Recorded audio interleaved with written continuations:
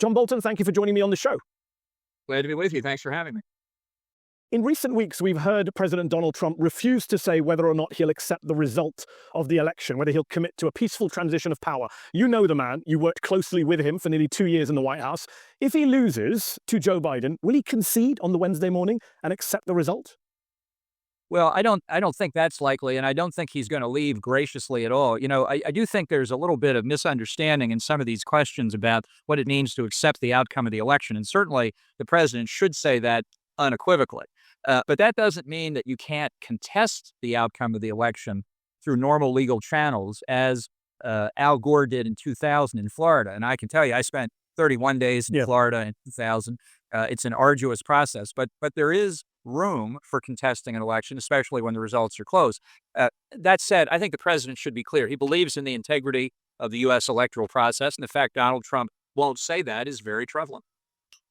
In your book, The Room Where It Happened, you are scathing about Donald Trump. You suggest the president is childish, ignorant, dishonest, unfit for high office. You say he was fine with concentration camps in China. You say he talked about executing leakers and journalists in the US. And yet, despite all of that, you now say you will not be voting for Joe Biden next month. Instead, you say you're going to, quote, write in the name of another Republican, which makes no sense to me. You say he's all of these horrific things, but then you're okay with effectively helping him get reelected.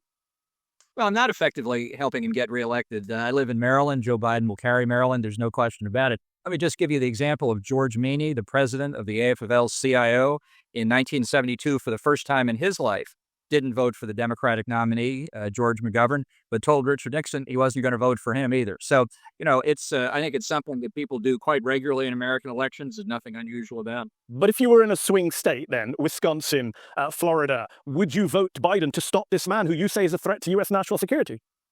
No, I would not vote for Biden. Again, it's you can have an election where... Even if it meant a Trump re-election? Sorry? Even if it meant a Trump re-election, you would not vote for Biden? I don't think either one of them should be president for different reasons. Oh, but one of them has to be. This is like, I interviewed Jill Stein in 2016. It's the same argument. One of them will be. I'm just wondering who you would prefer out of the two. One of them is going to be the president. I don't prefer either one. Look, I understand the argument you're making. And in 2016, I bought it and I voted for Trump. And I tried for 17 months to make a difference. But I'm not going to vote for him for obvious reasons. But philosophically, I don't think Biden will bring the right policies for the country. And I'm not going to endorse it. Okay. In your book, you make a lot of accusations against Donald Trump. Trump has denied those accusations. Of course, Donald Trump lies and misleads more than anyone else in public life, so you could discount his denials. And the quotes from him in your book ring true. On the other hand, you have George W. Bush, another Republican president you worked for, who was once quoted telling people, I don't consider Bolton credible. Your former cabinet colleague, Secretary of State Mike Pompeo, who you say in the book took a dim view of Trump, he says you're lying. He even calls you a traitor. Who are the rest of us supposed to believe? Why should we believe any of you? Well, look, I'm happy to stake my credibility against Donald Trump anytime. President Bush was put off by some criticism I made of his North Korea policy. And I think Pompeo obviously doesn't like the portrayal of him in the book. I tried as hard as I could to reflect as accurately as I could what actually happened. And I've put it out there. If others have other versions, they're entitled to put theirs out there as well. Did you ever think that your long history in the conservative movement, the Republican Party, would end with a sitting conservative Republican Secretary of State calling you a traitor?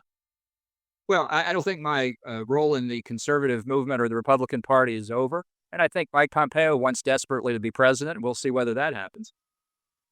As I say, Donald Trump, of course, has a long history of telling lies, of baselessly attacking people who once worked for him. He has called you an idiot, a jerk, a wacko, a lowlife, among other choice insults. Verbal abuse is the president's strong suit, of course.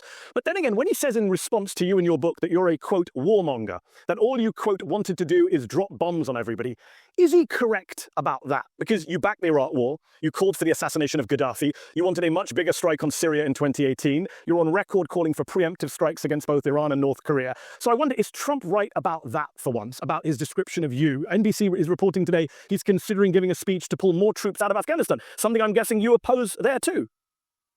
Well, your question is about as simplistic as Trump's criticisms. So I don't think Trump was right in his characterization of me, nor are you in the 18 things you've listed. Each has a complex history behind it, which I'd be happy to discuss given the opportunity. But I think when you go after people using bumper stickers, you're going to have a pretty simple-minded discussion, which I try and avoid. So let's talk about the complex issues you said you wanted to discuss. You say in your book that unlike Mike Pompeo, who had to recant his support for the Iraq War during Senate confirmation hearings, you didn't have to because you were not confirmed by the Senate as National Security Advisor. And correct me if I'm wrong, you don't have any regrets. You never have apologized for the Iraq War, unlike a lot of other former supporters of it, like Joe Biden. So what I'm wondering is, all those thousands of people who died in Iraq, all of those innocent Iraqi civilians, men, women, children, killed by US airstrikes, some of them in massacres at Haditha, Mahmoudiya, Balad, none of those weigh on your conscience? None of those deaths ever keep you up at night? You don't know what you're talking about.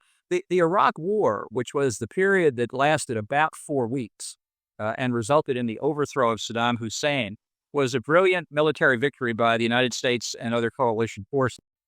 And that the removal of Saddam Hussein from power was the right idea at the time, and it's true today.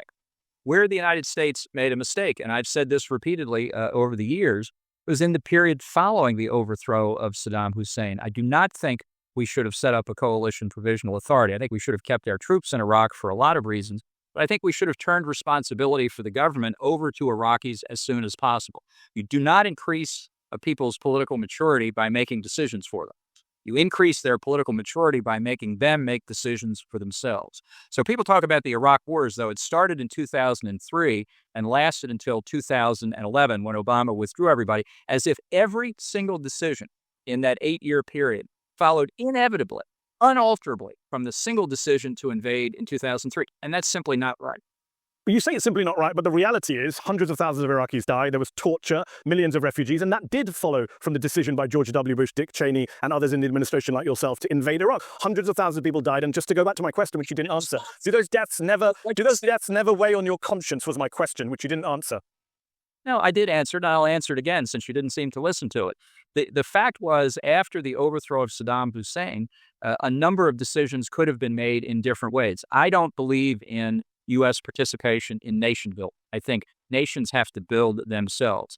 And had the United States followed through with that approach, rather than engaging in extensive nation building, the outcome, I think, could well have been very different. But to lay what happened in Iraq on the single decision to overthrow Saddam Hussein is historically completely wrong.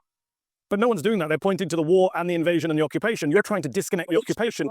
With respect, John Bolton, you weren't a pundit on Fox News then. You were in government. I don't remember you quitting in objection to the occupation. And the fact is that occupation, let me just finish my question, you come back in. That occupation produced thousands of dead, torture, refugees. Richard Clarke, who was White House counterterrorism czar at the time, shortly after 9/11, called it war crimes. Kofi Annan called the war illegal. I just wonder, do you ever worry that, people have tried to do citizens arrests on you in the past. Do you ever worry you may have to face a court to answer for that war and that occupation, for the war crimes that happened back then? Of course not, because what you're saying is completely ludicrous. And those who made those kinds of criticisms are not reflecting what actually happened.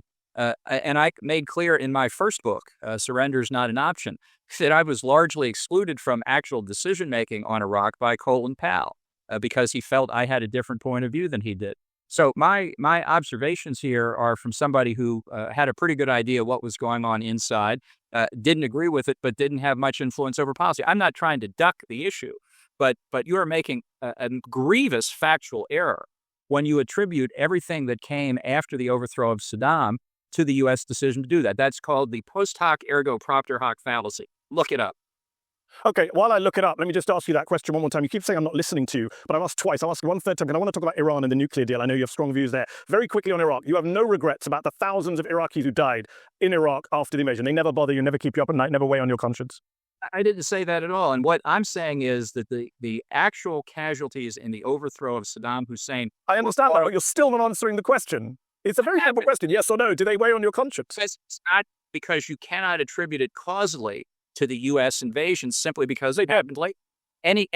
You're making assumptions about things. I'm asking a very simple question for you to answer, whether they weigh on your conscience. You don't seem to want to answer it.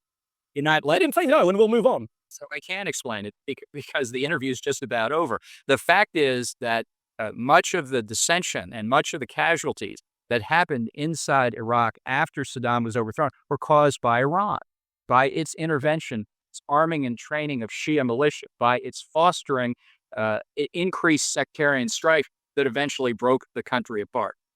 Okay, you mentioned Iran. Let's just ask about the Iran deal. You describe in your book how you pushed to get Trump to withdraw from the nuclear deal. You've said it was your happiest moment as a member of the Trump administration when he did that in May 2018. Here's the thing. According to the IAEA, Iran had 100 kilograms of enriched uranium at the start of the Trump presidency, and while the deal was in place. Today, the IAEA says Iran has 2,000 kilograms of enriched uranium, 20 times as much. How can you say that is anything other than a failure of the Trump-Bolton policy on Iran? Well, it wasn't the implementation of the Bolton policy. But I can tell you that the IAEA has very limited information about what's going on inside Iran. It knows what Iran has declared to it, and it doesn't know anything else. The fact is that Iran never made a strategic decision to give up its nuclear weapons program or its ballistic missile program. The decision by the Trump administration to withdraw from the deal and reimpose U.S. sanctions has put enormous pressure on Iran. Unfortunately, not yet enough. But Iran, under its present leadership, is never voluntarily going to give up nuclear weapons, and it didn't under the 2015 deal either. It was a failed deal that allowed... The CIA says that's not what the inspectors say. They say 20 times as much now outside of the deal as in the deal. Sir, IAEA is not an espionage agency. It knows what people declare to it, and it doesn't know much else. Okay. Let me ask you this. Can I ask, how much of your antipathy and your criticism towards Iran, I know you've been very critical of Iran. It's over 15 minutes. 15 minutes is nearly up. Let me ask you this. How much of your antipathy towards Iran is to do with geopolitics? How much of it is to do with the fact that you've had a long association with a group called the MEK, which was once a terrorist group banned by the State Department while you worked there? You don't mention it in your book. I looked in your book. There's no mention of the MEK. I think you took tens of thousands of dollars for several speeches. Just wondering how much that influences your policy on Iran. You know that I took tens of thousands of dollars from speeches at liberal universities in the United States. This is really about as low as it gets. The fact is that Hillary Clinton, perhaps someone you support, took the MEK off the U.S. list of terrorist organizations. How about that? I speak what I... She took it off in 2012. You were speaking with them in 2010 when they were still a banned group. Yeah, no, look, that you're simply wrong on your facts on this. No, you were there in Paris in 2010 speaking at the MEK rally when they were still a banned terrorist group, according to the State Department. That's my opinion. Nobody buys my opinion, and you can ignore that if you want. I'm very comfortable. I have never said anything other than what I believe. And we are now, sir, 20 minutes into this interview, which you said was for 15. I believe it's 15 minutes. I've got a timer going off in my ear. So we have one last question before you go, and I appreciate your time. It's 20 minutes. Go ahead. Very last question. Last question, and I do appreciate you taking time out for this. One last question. You say, you said earlier that, there's lots of complex questions around war. Trump's description is too simplistic as a warmonger. But you are someone associated with a hawkish foreign policy. And yet when the opportunity came for you to personally serve in uniform in Vietnam in 1969, you joined the Maryland National Guard instead. You wrote in your college reunion book, "I had no desire to die in a Southeast Asian rice paddy." I wonder how you justify that, supporting all these wars that send Americans out to die, but you never chose to go out and fight yourself. Yeah. Do you have the complete quotation? I think I do. Do you want the complete quotation? Let me pull it up. What you say? Let me just get it for you. You say, well, there's a couple of, we've spoken about it in two different books. In your Yale reunion book, you said, "I confess I had no desire to die in a Southeast Asian rice paddy. I considered the war in Vietnam already lost." Okay. That's not the complete quotation. I'll read you the complete quotation. Okay. I confess that I had no desire to die in a Southeast Asia rice paddy when I knew full well that American public opinion generally, and the vast, if not virtually unanimous opinion of the Yale class of 1970, was to give that rice paddy back to the communists who would have killed me trying to take it away from them. That's the complete quotation, which you didn't have and is typical of the rest of the research of this interview, which really is... You did say I had no desire to die in Vietnam, even though 9,000 troops did die after that moment, after 1970. When I'm not interrupted, I speak in complete sentences, which I have just done.